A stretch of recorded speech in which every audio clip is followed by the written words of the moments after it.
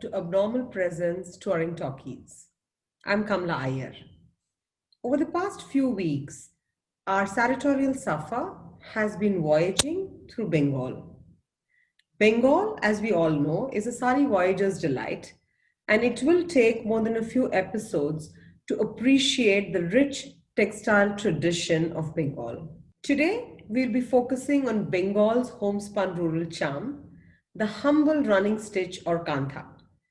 Kantha is a form of expression for women, an embroidery technique that wasn't done for commercial purposes, but rather to tell their stories at a time when rural women could not do it through literature.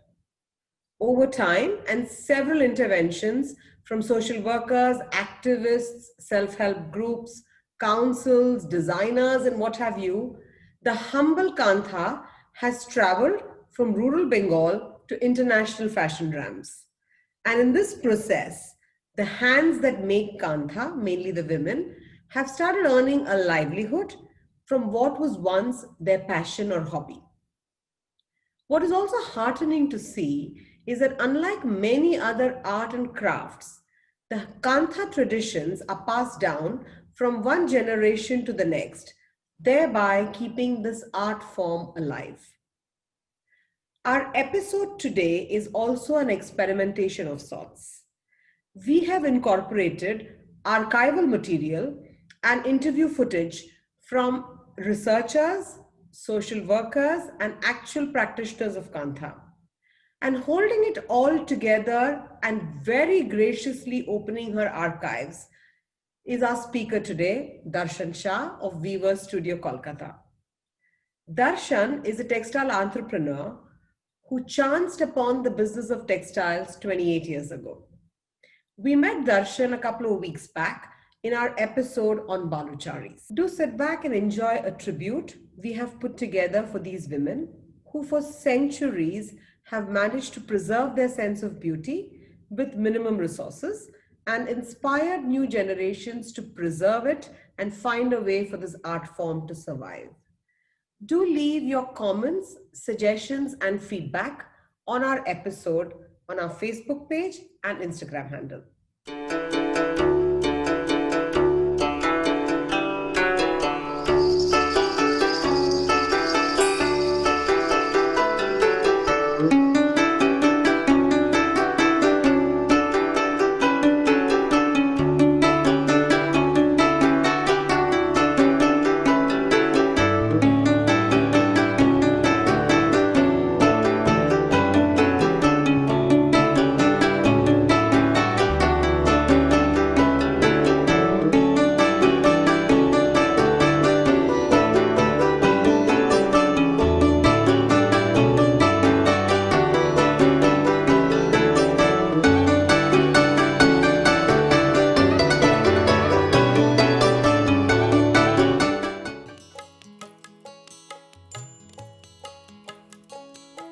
Katha is an art which was born of basic necessities of the villagers of Bengal.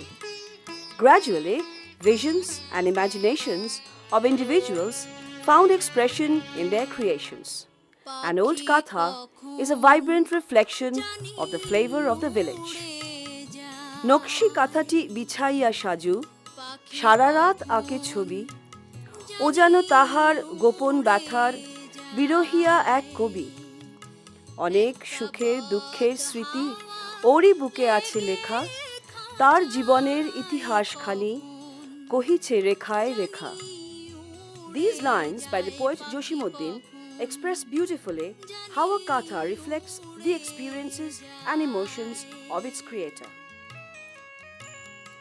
The remarkable quality of katha needlework as a purely spontaneous expression based on personal desire of the embroiderer is found to be even more extraordinary because of the fact that it appeared both as a phenomenon of a region as well as of an ethnic group.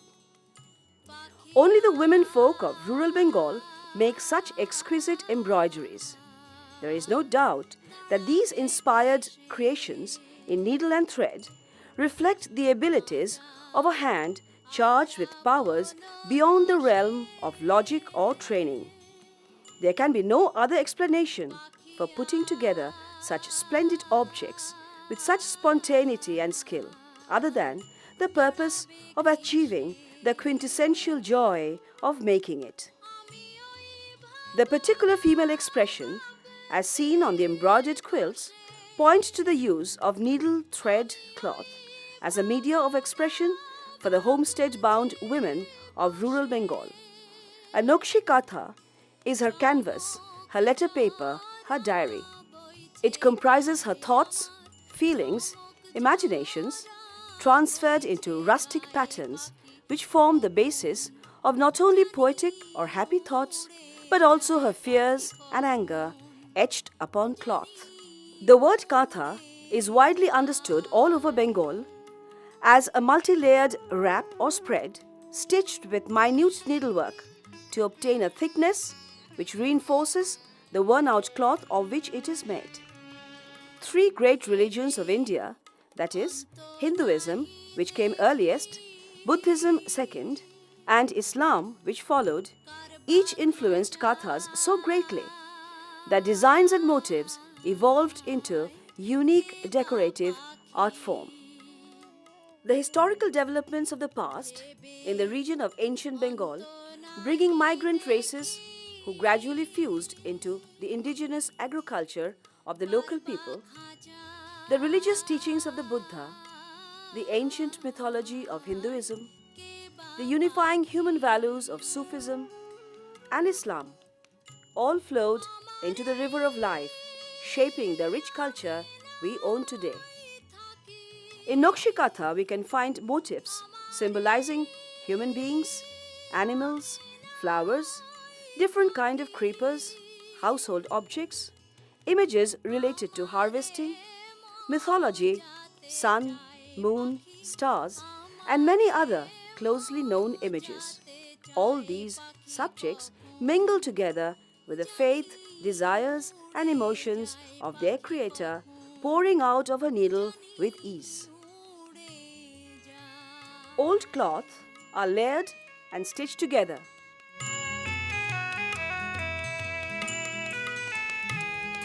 The designs are drawn.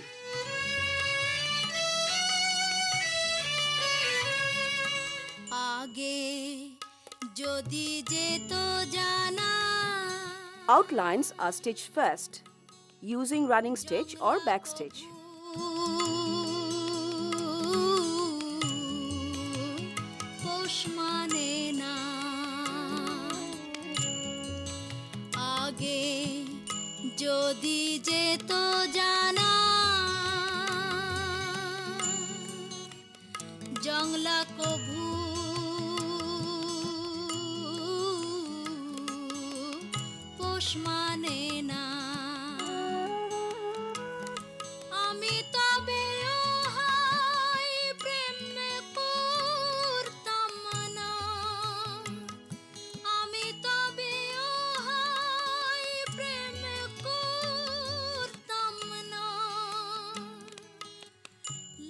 Fillings are done using different colors and stitches.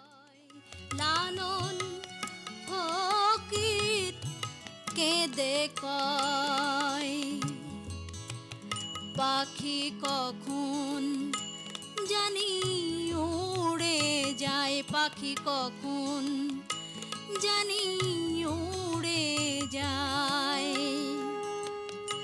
একটা বদ হাওয়া লেগে খাঁচায় কখন জানি উড়ে যায়, পাখি কখন জানি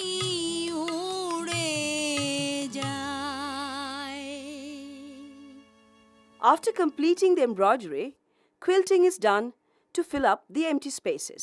পাখি কখন জানি উড়ে যায়, পাখি কখন জানি উড়ে যায়, একটা বদ হাওয়া লেগে খাঁচায় কখন জানি উড়ে যায়। The stitches generally used are running stitch double running stitch, darning stitch, bending stitch, back stitch, cross stitch, buttonhole stitch, chain stitch, satin stitch, and herringbone stitch. Katha. Katha was a rural craft, it was a folk craft, and it happened all over the whole of Bangladesh, the whole of Bengal, and Bihar. So you call it Sujni in Bihar, you call it Nakshi Katha in Bangladesh, you call it Katha in Bengal, and there are various kinds of Katha that there are there. And we have the most fantastic examples at the Guru Saday Dutt Museum. We have the most fantastic examples all over the world where people have taken Katha from here. The colonies, the Americans, the Japanese, it's everywhere. It's a craft which was from like waste to wealth. Today we talk about all these jargons, waste to wealth. This was the old dhotis and saris that women kind of layered together. The village women, when they were torn, they layered together and they quilted it. And the thread came out of the borders, the woven borders of the saris. So can you imagine using up every single thing that was there in that fabric? After wearing it, using it, washing it, whatever, they made it into quilts, or they made it into different small items depending on the size they could take out and embroider, and it made it into different usable, wearable, usable pieces. So whether it was a lep katha which you put on yourself, or the arshilata, or the one that you put on a bedspread, or the one that you put on a dressing table, or the dastarka which you covered a thala with, or a book cover. There were so many ways to use katha, and the grandmother and the mother would make it to give it to the daughter for some time when she was going to get married, and the daughter also learned to do it. You know, the katha embroideries and the stitches and the quality, and by making they just need to be supported with payments on time. They need to be supported by not putting pressure on so that the quality doesn't suffer. And you can't imagine even today what kind of work they do. My eye cannot even see it. The stitches are so fine. And on a dark blue fabric, on a dark indigo fabric, they're doing indigo embroidery. How do they see it? And most of the villages don't have the kind of facilities that we have of light and fans and whatever in the environment. And they do it. They sit the entire afternoon doing it. This is not a business for them. This is just that additional income besides looking after home and children and supporting their families in any way that they can. They just spend 3, 4 hours, 5 hours doing this embroidery, which adds to the income of the family.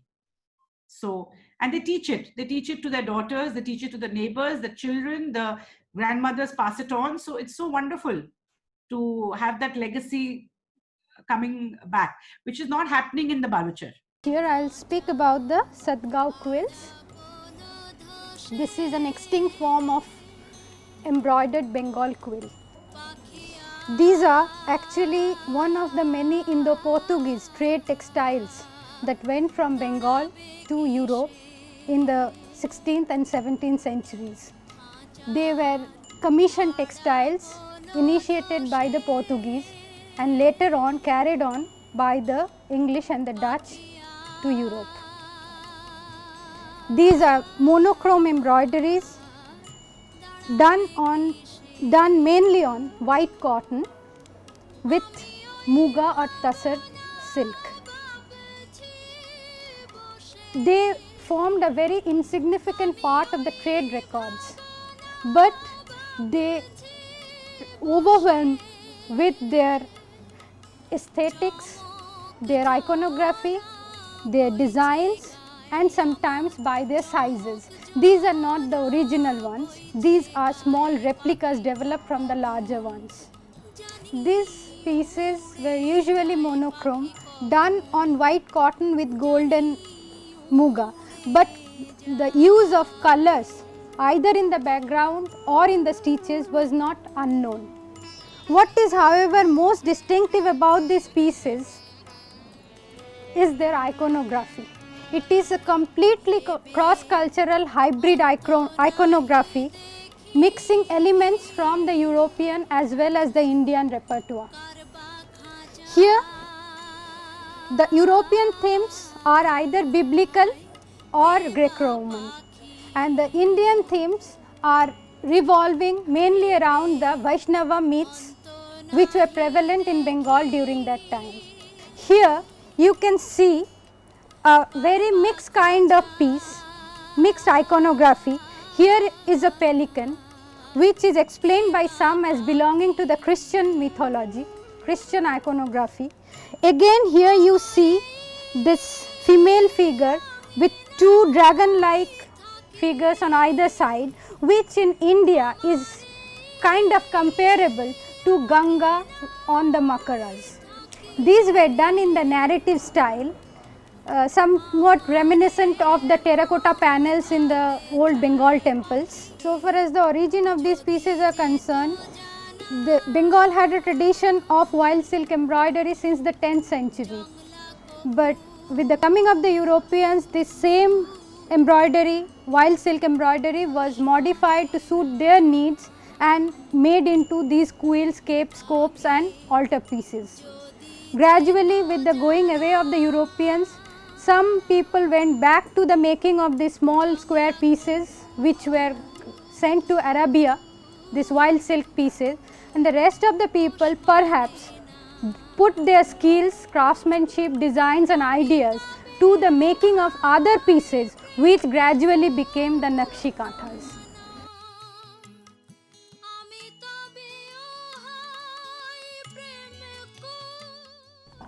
Since my childhood, I've always been interested in crafts, and I grew up in districts, as my father was posted in very many districts actually. And then I have seen crafts and I have seen kanthas, and kantha is something that I was always fascinated with. Later on, when we started Crafts Council, I thought kantha should be the most important item in our activities. So I applied to the government for funds for developing kantha in its true form, meaning with 3 layers and quilting and everything. And in 1990 we started our own center, and the girls that we got together, the first thing we did was to take them to Guru Shodha Museum. So I thought they should see our heritage, and they studied the forms, they studied the colors and subdued colors that were used also. This really helped them in reviving the kantha in true form. And it's really thrilling to see what they are doing, how they have progressed since 1990 and what they are doing now. And we always try to use traditional motifs and then make it, give it a different form, or using the traditional colors, the faded colors, which is very important in kantha. That kind of look is so important. So that's something that, you know, it's going. And then I'm so happy, the girls are so happy now. When I asked them, are you happy in doing this work? They said yes, because this is to me, or to us, this is a different Shangshar. We finish our work at home and then we come here. Then we talk about, whilst we are stitching kanthas, we sort of talk about other things. It gives them great pleasure. And then also, most important thing, now we can just go and buy what we want. We don't have to ask our husbands. And similarly, we've also been outreaching other kantha groups, mostly in Birbhum. And there are so many groups of work, and they become entrepreneurs. The great change in the I would say, in this economic world, and the whole sociological development has given them a lot of personality development that has brought, and also leadership. And if we have to name some of the people who took this enterprise and setting up this entrepreneurship program, that's Sakina Begum and Anwara Khan, Belia Begum, and there are so many others, and they are really feeding thousands and thousands of women. It's amazing to see what it has done. Inspiration that for reviving kantha in its true form, it was purely from Srilata. Srilata Sarkar, with the guidance of her teachers in Shantiniketan, learned the conventional aspects and motifs of the craft and modernized the form to revive the art of kantha to make it appealing to the contemporary mindset. She brought in a new perspective to the rich tradition of kantha, combining elements from the repertoire of art of embroidery that existed from time immemorial. In exclusive and original designs, she blended with ease motifs of varied cultures and ethos. With her incredible efforts, she revived the traditional art form and made it available to the new consumers. Women, especially those with economic constraints, started working in large numbers under her supervision, giving the art of Katha a new dimension, so that soon it became an organization which has not only given employment to many, but has also instilled in them a sense of self-sufficiency.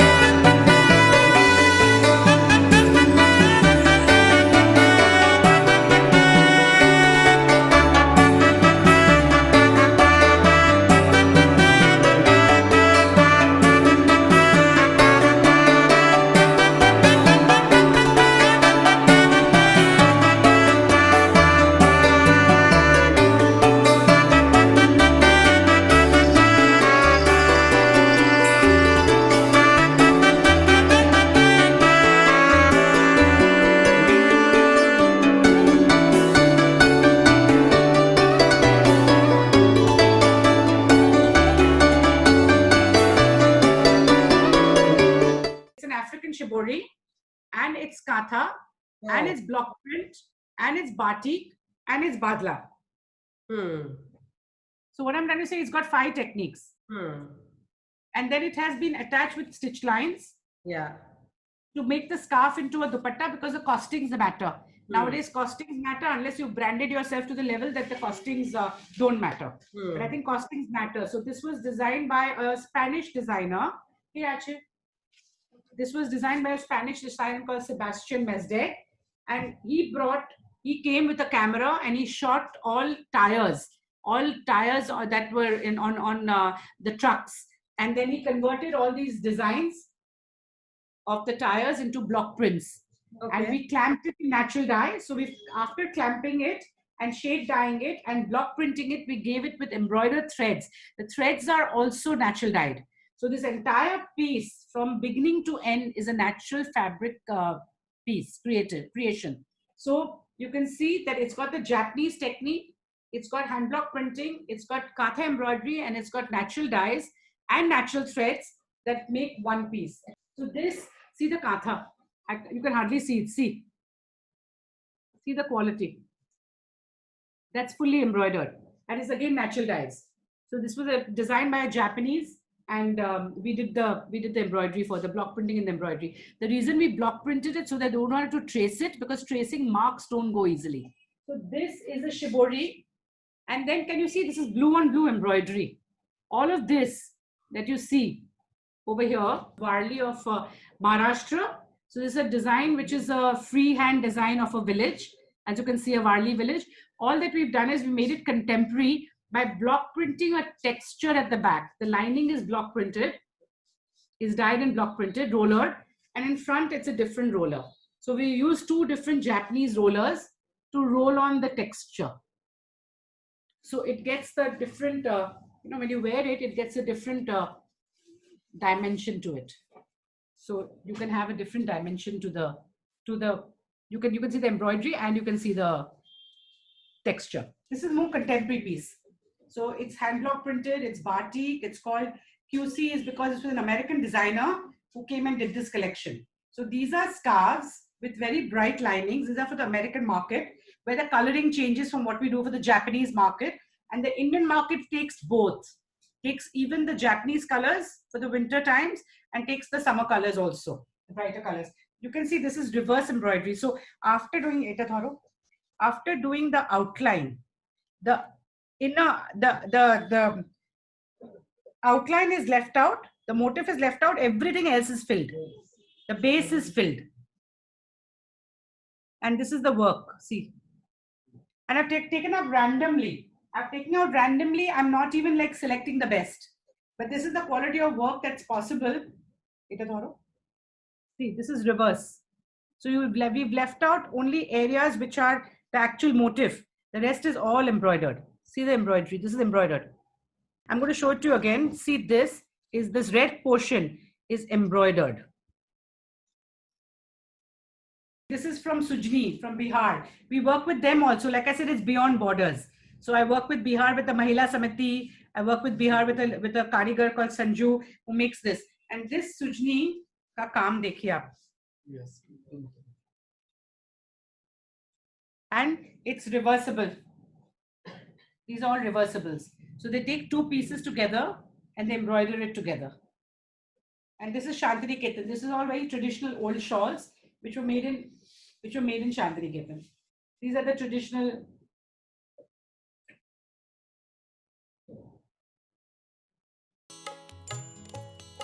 In contemporary kathas, we can find the impression of the old kathas, along with new designs adapted from various traditional Indian designs and textile designs from other parts of the world. All creative media grow. It can never stagnate. Improvisations and amalgamations are a part of it. We should be mentally prepared to welcome the changes. Along with that, we should be careful that these changes do not spoil its basic authenticity and roots. The balance between tradition and modernization saves the heritage and helps art forms to survive.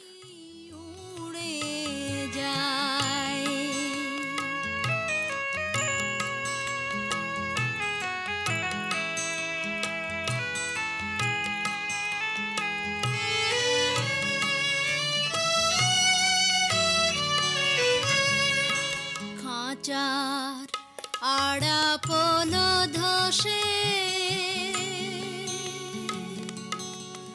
পাখি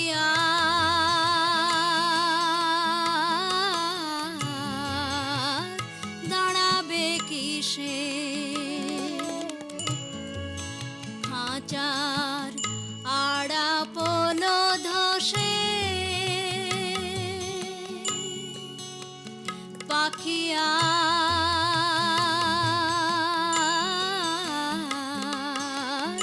দাঁড়াবে কিসে